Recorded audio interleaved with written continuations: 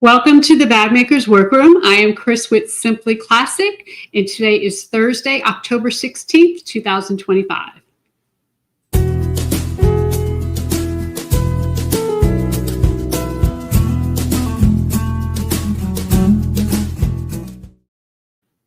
Hi there, everyone. Thank you so much for joining us live this evening. We are very grateful that you're here. We had a very busy couple weeks being in Houston. I was at Market first, and then we did the festival show, which we were so excited about. We got to meet so many of you, and that's my favorite part, is putting names and faces together. We're here every Thursday at 7 p.m. Eastern time. And, we appreciate you being live. But if you can't join us live, no worries. Just make sure you subscribe to the channel. Hit the thumbs up button. It always helps. And hit the bell icon so that you do know when we're going live, or you can watch the replay at any time. So, like in normal fashion, we're going to start out with the Simply Classic Scoop. And this is where I tell you what's new here at Simply Classic and going on behind the scenes. So as I mentioned just a minute ago, last week we were recorded because we were at the Houston Quilt Festival. We had, again, an amazing time. We had a huge booth. It was right by the food court. A lot of you found us, and we just really had a great spot. We were super excited. You can see here, we certainly saw a lot of our old friends. We have Nyla there in the bottom left-hand corner. Noe was in the booth right across from us. And you see some other people here. I mean, we just had a fantastic time. I love meeting all of you. We have Stephanie there with a little Leah she made, which is always exciting. We have Birkins there. We have Sorella. So any Simply Classic bag we see in the wild, we call it in the wild. We take a picture, and we love that you all are making our bags and using them. That is always the best part, biggest compliment. So thank you all very, very much. Before we move on, we want to move on to do our live drawing. So of course, we have got to pick some winners, and every week we give away a PDF pattern to our viewers. So let's see what we have today. We're going to go to the overhead, and we have the Sienna here. This is the first one we're going to look at. And the Sienna is a bag that we actually sold quite a few of at the show. We really loved the Sienna. A lot of you loved it. Comes in 3 different sizes, of course, with 3 different flap options. And what we, whoa, I almost lost all my names. What we asked was your favorite Simply Classic pattern. So let's see what we have here. So Elizabeth, Sever ID 7628 says, the Sienna is so pretty and I want to do it. So Elizabeth, thank you so much for entering. You have won a PDF pattern for the Sienna. Go ahead and email us at share@simplyclassic.net within the next 30 days so we can go ahead and get you your Sienna. The other thing we have to give away is a farfalla. And actually, we're giving away 2 farfallas this evening because we were not live last week. So we weren't able to give one away live. The farfalla and the Sorella were the 2 most popular patterns at the show last week. Once everybody sees the farfalla and how it works, it's definitely a big hit. So if you were not at the show last week and did not buy a farfalla pattern, let's see if you entered here and if we can pick your name. So Dogwood Grove Good says, her name's Kathy, and she says, I would love to see you recreate the East-West Curve bag by Stowe London. So what we asked you here was your name and what bag you would like to see us recreate. So congratulations, Kathy. And we're going to look at or pick one more winner. And Eileen, this is at user CB5CJ7WV4I. Elaine says, I love to see the Chloé Marcy shoulder bag with the shearling trim. I would love to learn more about shearlings and faux, including faux options and best practices for working with these materials, as well as how to incorporate them into bags. Great videos. Thank you. So I do want to take a minute to just tell you that we went through all of these entries and we looked the bags up online because I love your suggestions and your inspiration for new bags, hacks, new patterns, all of the things. So I really appreciate you taking the time to answer. Congratulations to our winners. Go ahead and email us within the next 30 days. Let us know you won, and we'll go ahead and get you your patterns. Now, we have 2 more patterns to give away at the end of today's show, so stay tuned for that. So now it is time to talk about our pattern of the week, which is the Sorella hip bag. So the Sorella is on sale for $12.49 this week. That is for the PDF version only. And the Sorella was, again, like I said, one of the most popular bags at the show.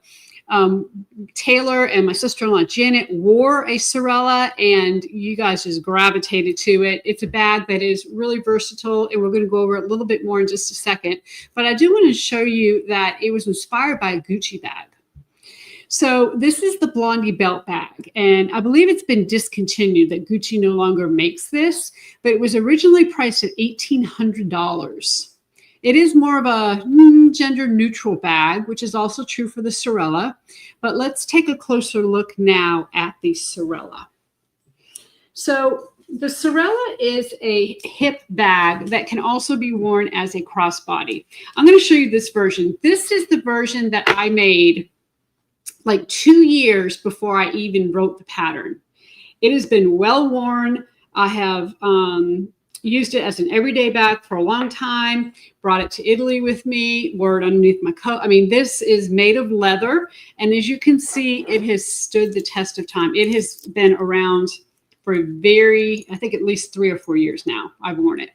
So one of the greatest things about the Sorella is you do have a pocket here that you can put passports, money, cell phone, whatever you want to keep secure. And then you have this really cool flap with a very unique closure that you can hold your sunglasses. You have a couple of card slots in here. I know it's black and it's a little hard to see. Chapstick, whatever else you may need. And it closes by flipping this bottom flap here up, putting it into the twist lock, and then turning the twist lock. Now in the instructions, we have instructions for either this belt bag, like you see here, or belt strap, or also a webbing strap. So you definitely have a couple different options. On this original version, I use D-rings here, but the actual pattern calls for spring gate O-rings, so you can easily switch your flap or your strap out between webbing or belt, whichever you prefer. And you can certainly make the bag itself pretty neutral and have fun by switching the strap out. So the Sorella is a really fantastic bag. The instructions come for 2 types of lining, either a adhesive lining, which we've talked about a few times before here on the Bag Maker's Workroom, or a cotton lining. So you can, of course, use either one. And the best thing about this is no stabilizers needed in this bag.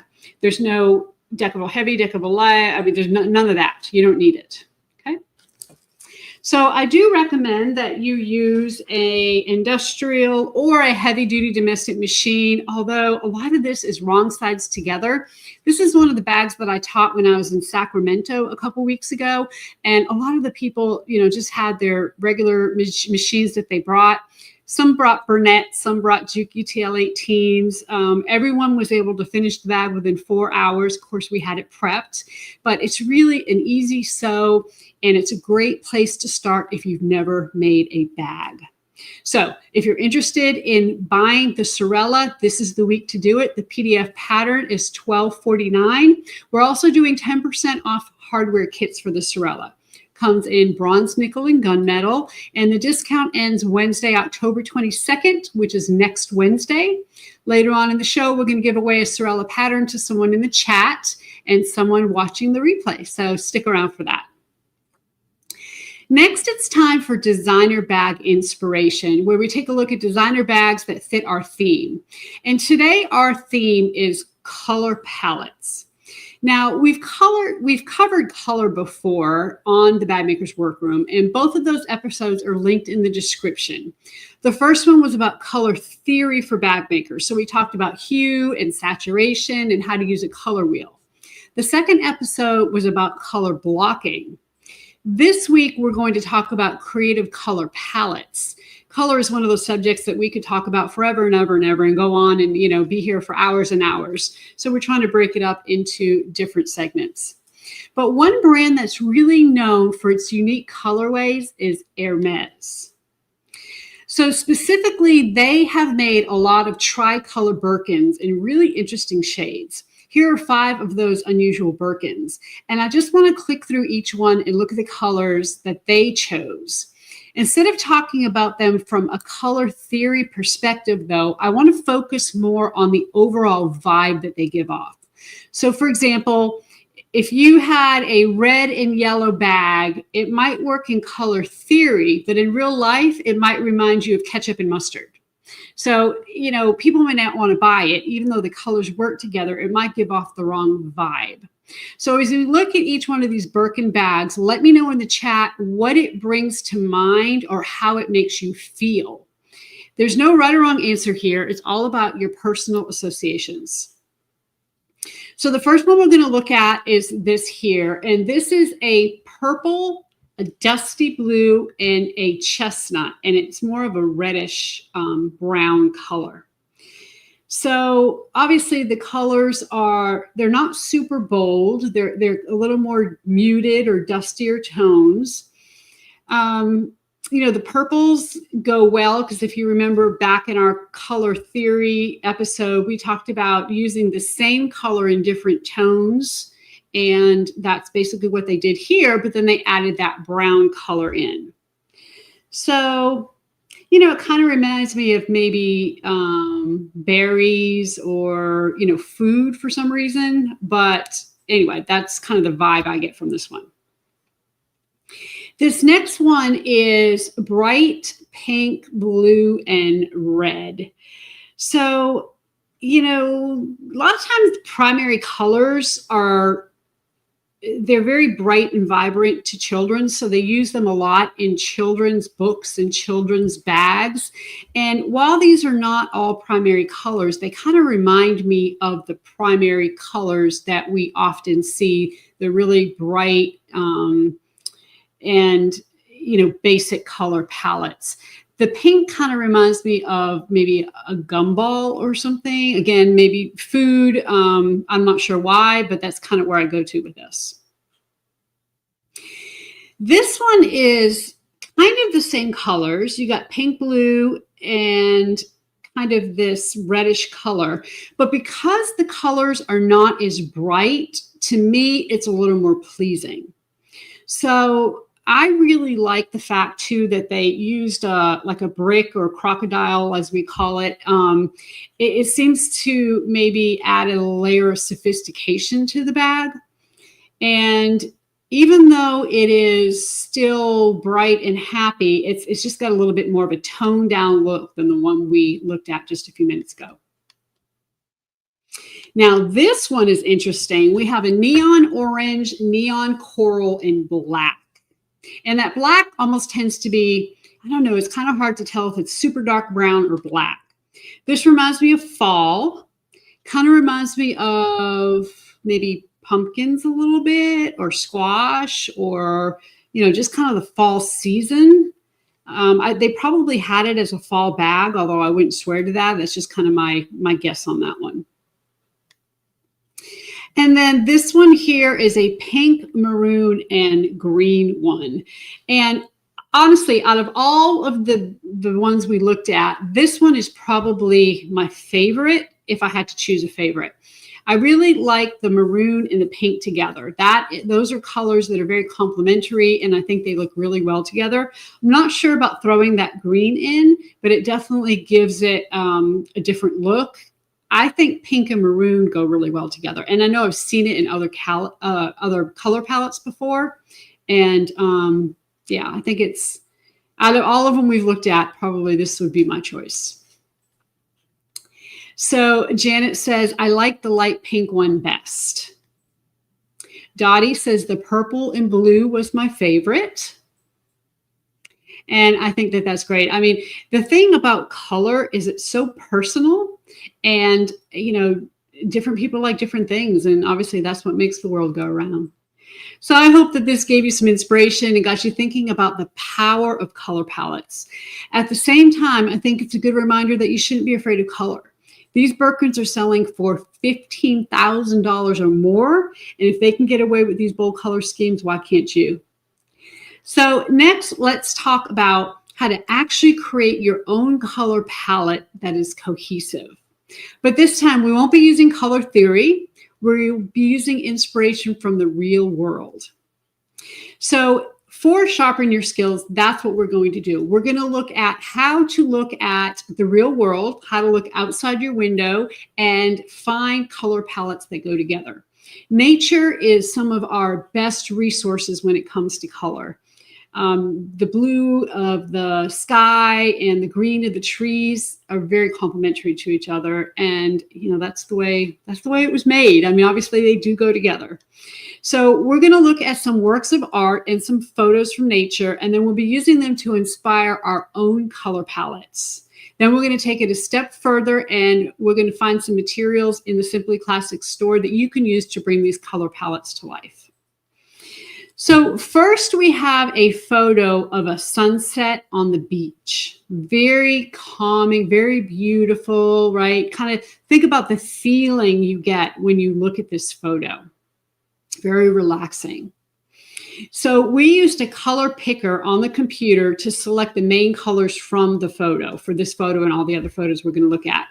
We used the Canva app, which is free, but there are a lot of other online tools that you can use to do exactly the same thing. Then we looked closely at those colors and tried to find leather, in this case, that matched. And this is what we came up with. So the dark purple that you see there at the very top of the photo was very prominent. And we decided that our dark purple leather went really well, almost matched that exactly. The eggplant for lining, which is a tilde, a chambray eggplant by tilde, we think would also go well. And then look at the orange in this. It's kind of a dark blush. We actually have that dark blush leather.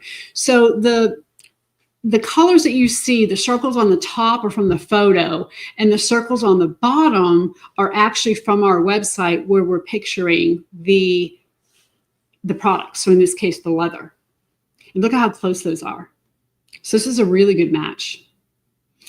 So let's see what this would look like on a bag. So we went ahead and just did a kind of a cool drawing here of a Sorella.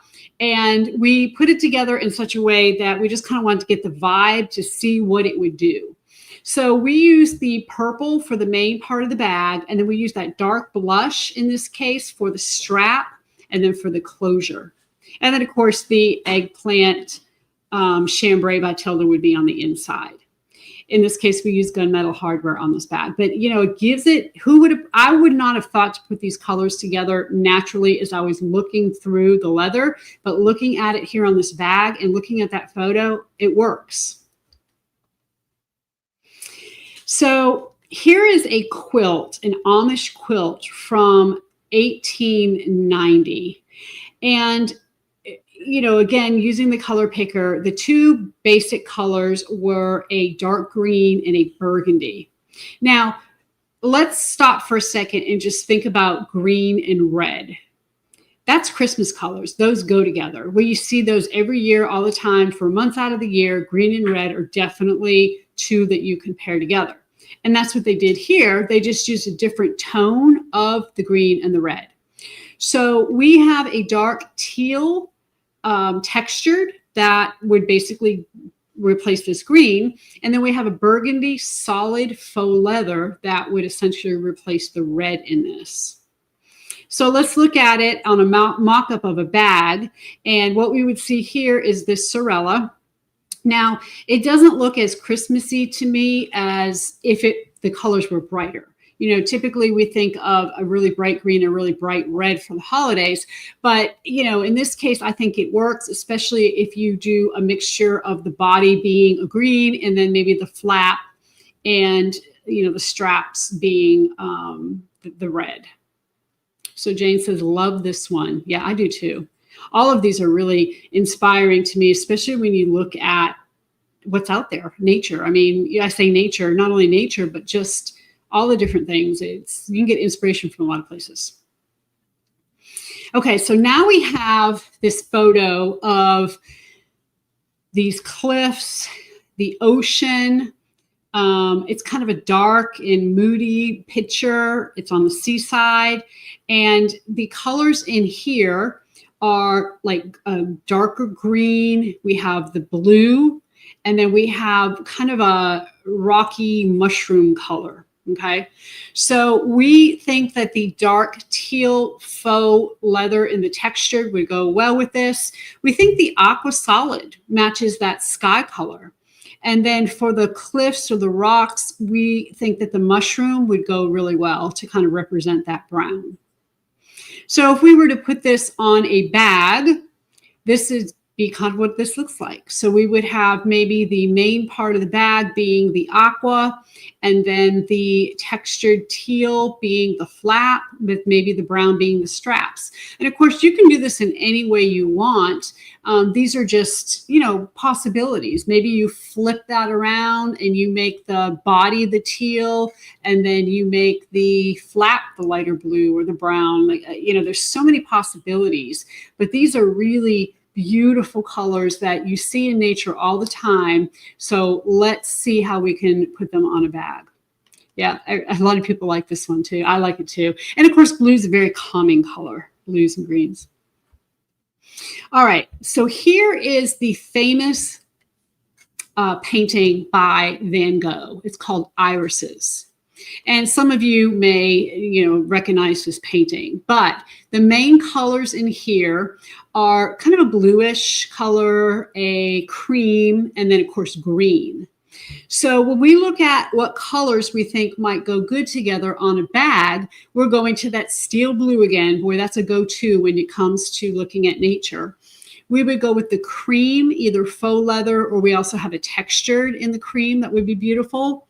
And then maybe for the inside, for a lining, you do the seam stripe, which is kind of a greenish color tilde lining. So let's look at this on a bag. So here is a mock-up of a Sorella. We have the body of the bag in cream, and then we have the flap and the straps in the steel blue. And then, of course, on the inside, it would be the seam stripe teal by tilde for the lining. I think that so far, this is my favorite. I love this. I love the blue. Juanita says, yeah, she loves it too. And I love that Iris says, of course, this combo makes me happy. Of course it would. It's Iris's. I love it. I like that. You can use, we use a twist lock, but look, you can use so many different things on your bags. Again, as I always say, a pattern is a suggestion, not a rule. Change it up to make it your own. All right, we're going to look at this last, I think this is the last picture, and this is flamingos, okay? So we all know flamingos are kind of a pinky color, and they're in the water, and the water's blue. So if we just look at the two main colors here, we're looking at blue and we're looking at pink. Now, a lot of times when we think of blue and pink, we think of babies and we think of baby colors, but those are much brighter colors. These are more subdued, and they're a little darker in tone. So, of course, we got to go to that steel blue again. I'll tell you, that steel blue is coming up in almost every bag. And then we would use the mauve. Now, the mauve is not as bright of a pink as these flamingos. It's a little more muted, but I think that sometimes you can take inspiration from nature and then apply your color theory with hues and saturation to get the colors to maybe be a little more pleasing together. So let's see what this would look like. So in this case, we decided to maybe tone it down a little bit. We did Sorella in the steel blue, and we just used the mauve on the handles. And you see here we have a little flamingo. Basically what that represents is maybe you have some kind of piece of hardware or a patch or just something that you can put on that bag. Maybe you do a little embroidery. Maybe you quilt it with the same color as the straps. That would be beautiful, especially the body of the bag. So Lady Pink Bag says, absolutely love these colors. Donna says, flamingos are my sister's favorite. So I really encourage you to, oh, we have one more bag or one more picture, sorry. Okay, so this one is, it's not really nature, but it's something that we see a lot. So here we have textures. So we have a brick wall, which brick, you know, can be red, but a lot of times it's brownish in color, like what you see here. And then for the concrete, guess what? We have that steel blue again. Now, I think brown and blue are amazing colors together. I love brown and blue together. I'm sure if you've watched my videos, you've seen me put brown and blue together. For whatever reason, they're just very pleasing to me. So let's see what this looks like on a bag. So here we have the Sorella. Now, we weren't able to replicate the swirl. What we suggest is our swirl. Let's go back one slide. The brown geometric swirl. It's got kind of a scroll pattern on it. And even though it's not exactly like brick, it gives the texture. Okay, so that's what we were trying to replicate. So imagine that on this bag. And then, of course, you do the straps and maybe the closure in the blue. Love brown and blue. I do too. Brown and blue and brown and cream, or blue and cream, are just some of my favorite colors.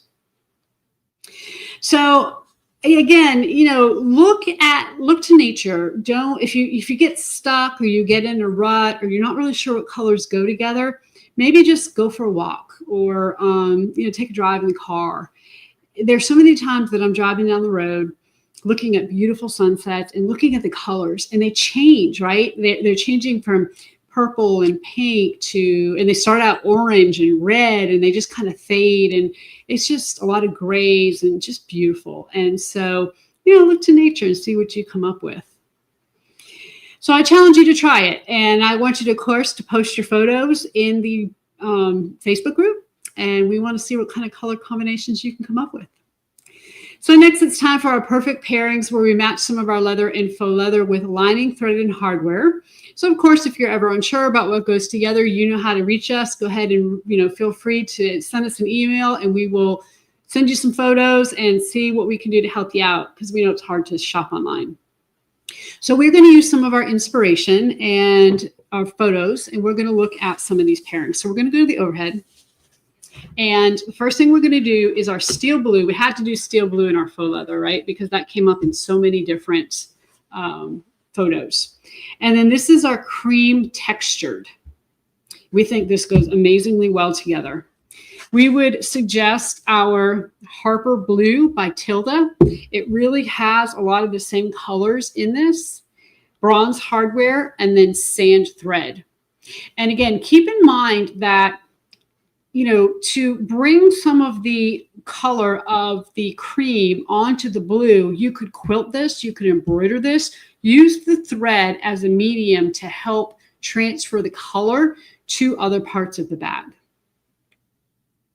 Okay, beautiful. We love that. So for our leather pairing, we are going to go out there, and we loved the purple and that kind of pinky color. So we suggest the dark purple leather. This is called dark blush.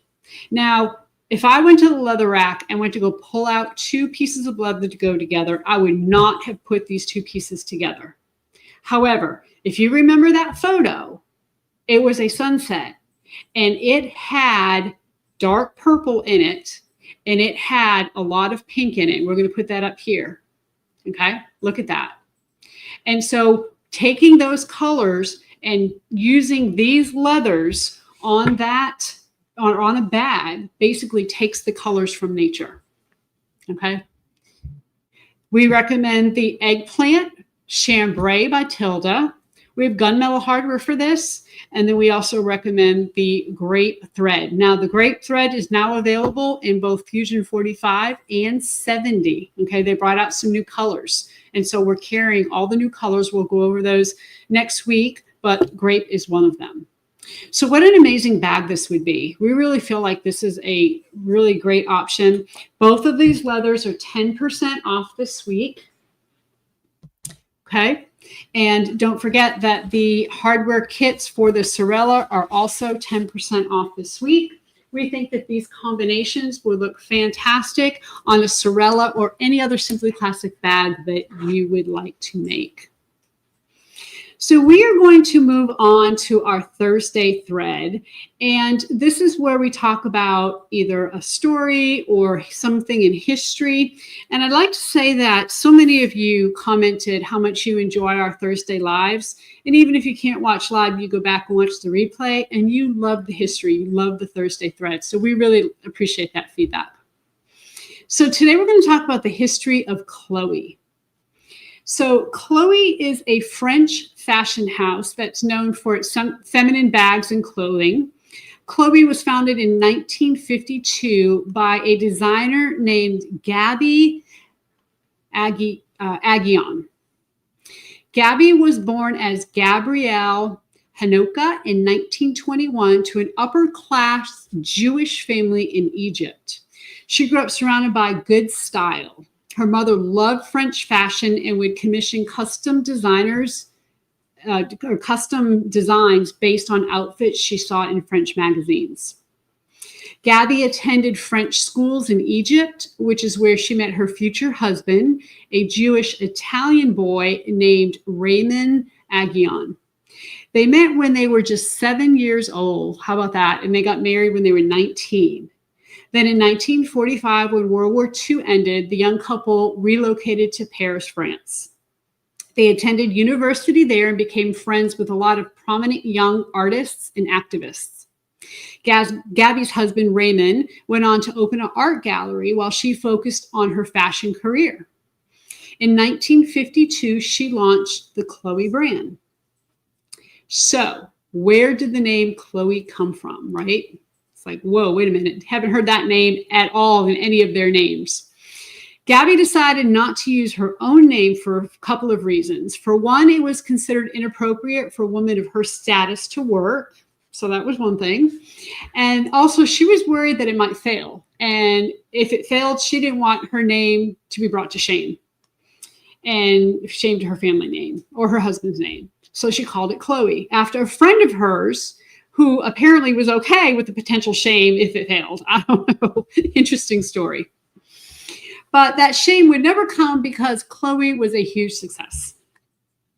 So Gabby is credited with coining the term prêt-à-porter, or ready-to-wear in English. Her first ready-to-wear collection featured 6 dresses that were inspired by Gabby's Egyptian upbringing. She modeled them after the dresses that women in her hometown of Alexandria, Egypt would wear kind of to sporting clubs. Her designs were lighter and more relaxed than other French designers at the time, and even her fashion shows were more relaxed. This photo was taken at Chloé's 1960 spring-summer show, which took place at a local restaurant. So here are some more of Gabby's early designs. They aren't casual by today's standards, but these dresses were flowier and lighter than the clothes most women were wearing at the time. Now, Gabby had a great eye for fashion, but she was lacking in technical design skills. So she hired a series of freelance designers to collaborate with her over the years, and the company operated more like a collective than a traditional fashion house.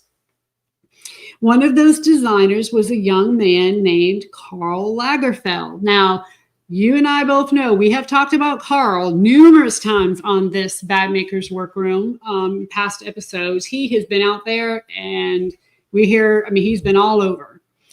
But this is Karl fitting a young model during his time at the company. Again, we talked about Karl in previous episodes. One was February 27th of 2025, if you'd like to watch. He was undoubtedly one of the most successful fashion designers of the 20th century, but he was still relatively unknown when he started working with Chloé. So Gabby really loved his work, and she promoted him to lead designer in 1966. His creative vision helped the brand become a staple of luxury fashion. With Karl in charge, Chloé was featured in Vogue magazine, kind of like this spread here. The label also became popular with celebrities around the world.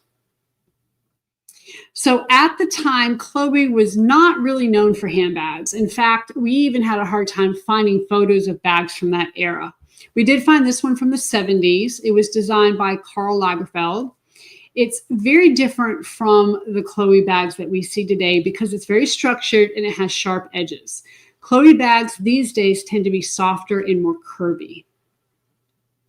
In 1983, Karl Lagerfeld left the company to work at Chanel. For a few years, they went back to their old model of working with freelance designers. In the late 80s, they hired their first female creative artistic director, a French designer by the name of Martine Sitbon. She was with the company until 1992 when Karl Lagerfeld decided to make his grand return. So he came back. And once again, he led the creative team, but only for a few more years. Once again, he left for a second time, and then guess who came in? Stella McCartney. So all of these names we've heard before, they are all interchanged. They move from company to company, and it's very interesting to me, the dynamics of it all. But anyway, Stella was named the new creative director. It was a little controversial because she's the daughter of, as you know, Paul McCartney. So people felt like she got the job through her connections and not her merit. And it is true that she was very young. She had just graduated from her fashion design program 2 years prior, but Stella proved critics wrong. These are some of her designs from the late 90s. She brought a new contemporary edge to the brand, but she still maintained the softness and femininity that Chloé was known for. If you missed it, we talked about Stella McCartney on a previous episode, which was the June 5th episode of 2025, if you'd like to rewatch that. She's actually a vegan, so she does not like to use leather or any animal products.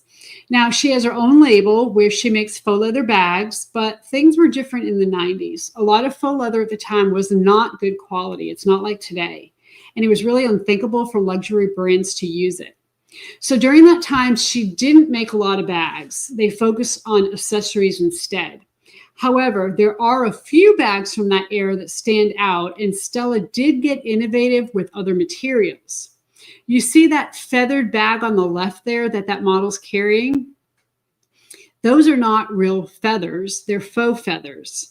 They're actually made of like a plastic, and it's obviously not the fake kind of faux feathers you see on a boa from Party City. It's totally different. So here's the bag up close. You can see that the feathers are actually made of like curved, thin strips of plastic. You can see that photo there on the right. Isn't it remarkable how much it looks like feathers from a distance? I think this was really a clever idea because the bag still looks as good as new. It was just sold on the resale market for $1,000, and it's 25 years old. Most feathers don't last anywhere near that long. Very interesting. So in 2001, Stella McCartney left to open her own business. She handed the reins over to her assistant, Phoebe Philo. Unlike Stella, Phoebe was happy to work with leather, and she designed several of Chloé's most iconic handbags during her years as the creative director.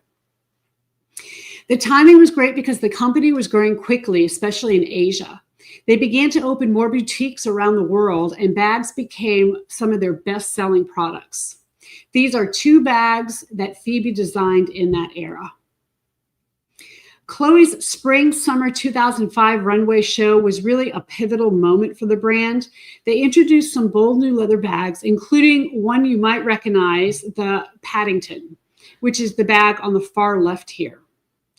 These other bags have a lot of similar features like the studs and the equestrian-inspired straps, but they didn't have the staying power of the Paddington. So this is the Paddington. It is by far Chloé's most iconic bag. It sometimes gets credit for being the original it bag of the 2000s. But to be fair, a lot of different bags try to claim that title. Either way, this bag was everywhere. It seemed like every single celebrity owned at least one. The Paddington is a pretty big bag. It has a lot of different features and details, and I'm curious to hear what you think about it. So let's take a closer look. So the bag has got some really unique straps. You can see here the strap connectors start as a circle, And then it has like a straight edge that goes through the connector and stitches down. It also has a little bit of gold bling on it around the strap connector. It's symmetrical, but I don't really understand why it was placed the way it was. I think that the strap connector maybe was supposed to mimic a horseshoe, and they were actually putting those to maybe kind of accentuate that. You can see it's got interesting buckles on the side, almost like a belt, like the belt bags of today, but it was almost more like a half a belt. And then, of course, we got this big, chunky, oversized padlock with leather accents on it. Nice detail on the strap connector. Yeah, it definitely is different. There's so much you can do with strap connectors, and it really adds to the character of the bag. So this year was the 20th anniversary of the Paddington bag. And because of that, Chloé decided to bring it back. It went on sale again last month for the first time in years. And what does this remind you of? Like, what does this style remind you of? The size remind you of? I'm interested to see if anybody agrees with me. The handbag world is certainly in kind of a bit of a Y2K revival period. So people are falling in love with this bag all over again. This new version looks almost identical, but it's a much lighter weight than the original one. And it's also twice the price. Okay, so somebody says the Louis tote or the Louis bag, a Birkin. Okay. East-West, that's the one I was thinking of, Rebecca. To me, it kind of looks like an East-West bag. I think they're trying to take their original design and go with the trend. Because right now, let's face it, those East-West bags, it's a trendy thing, and they're hot right now. So it looks like they reduced the height of the bag. I think that the chunkiness of it, so the width looks about the same, but by just taking it and reducing that height, they kind of changed it up. So interesting. So creative director Phoebe Philo left Chloé in 2006 to focus on raising her toddler. Since then, the company has had a series of different creative directors who have all released their own versions of the quote-unquote it bag. So here are 3 of them.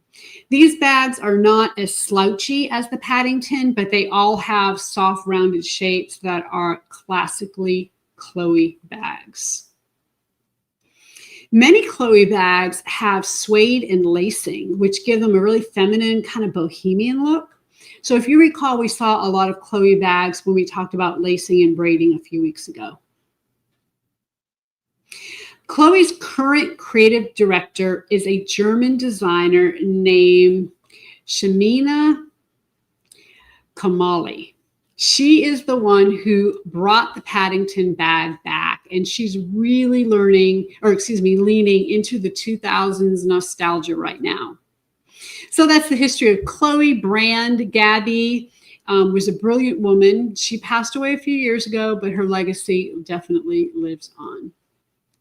So now it is time for Artistry Avenue, where we feature bags made by our customers. This is my favorite segment. Every week we choose 3 bags that were posted in the Simply Classic bag making community on Facebook, or that were emailed to share@simplyclassic.net. If we feature your bag, you have 30 days to email share@simplyclassic.net to let us know which pattern you'd like. This is for a PDF pattern, so it is open worldwide. So let's take a look at this week's artists. So Trish made this Sorella, and she used leather for the main body. And then she used a faux tweed pattern, which is really cool for the flap. She said it was her first time using real leather, and she really did an amazing job. And let me just say, the Sorella is an excellent bag to use real leather on. It is, a lot of the bag is written wrong sides together. Okay, you're not turning much of anything. And it is perfect, absolutely perfect for leather. So if you're looking for a leather bag to start with, this is a great one. So Ellen also made the Sorella. She used red cork with our black and white dogwood vinyl, which is discontinued. We don't have any more of that. But I love that she made the strap keepers out of the cork as well. It really blends the black and white and red, which are great together. Love the color combo. And then Tina sent us these photos of her Luso that she made for a trip to Portugal. Now, she used cork fabric, which is really intentional because Portugal, of course, is known for their cork trees. So this was really a great choice. She even made a bag charm with a matching cork tassel and her initial. So Tina also included a really nice note in her email. She said, "Oh man, Chris, your woven interfacing needs a big, in all capital letters, shout out. Game changer for cotton fabrics for sure. I absolutely love it." So thank you so much for that, Tina. I'm glad you are loving it. So thank you to our featured artists for sharing their amazing makes. You are all so very talented. Don't forget to email share@simplyclassic.net within 30 days to let us know which PDF pattern you would like. So before we move on to our Q&A, let's talk about our giveaways. We are going to give away 2 PDF patterns for the Sorella hip bag. We'll choose one live stream winner from the chat and one replay winner from the comments. So if you're watching live on Thursday right now, here's how to enter. All you need to do is type the word nature in the chat. Please just enter it one time and the computer will pick a winner while we do our Q&A. Again, this is open worldwide. If you're watching the replay, you can also enter to win. Just leave a comment that includes 2 things, and this is on the replay video. You need to leave your name and your favorite color combo on a bag. So, for example, I would say, Chris, love black and white. You have until next Wednesday to enter, and I will randomly choose a winner on next week's episode. So let's take a look at our questions. One of the questions we had, we had, of course, a lot of customers in Houston that are really beginning to work with faux leather, and their, first time can be a little intimidating. So we wanted to go over a couple of basics.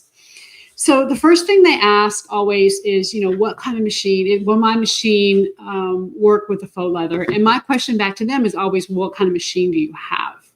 So as you know, I love the Burnett 08. And as a reminder, you can go onto our resource page on our website, and we have a coupon code for you there. You can go ahead and get $350 off of a Burnett. So just kind of keep that in mind.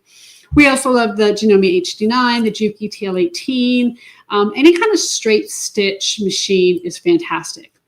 All Bernina machines, basically 470 and above, work fantastic. You really want to have a stronger motor. So a DC motor is great, which is what all these machines have, versus a 120 volt machine. A lot of quilting machines, like quilting embroidery, are the 120 volt. So just kind of, watch that, maybe do a little research on your machine. But for the most part, if you've got a machine with a DC or servo motor, you're going to be fine. Ooh, thanks for the coupon. I bought it. All right, Tina, thank you. All right. So we also want to talk about needles. We recommend a 9014 leather needle. And the reason why we recommend the 9014 is because the 11018, the holes were a little bit too big. So if you remember when working with leather and faux leather, the needle is actually punching a hole in the product.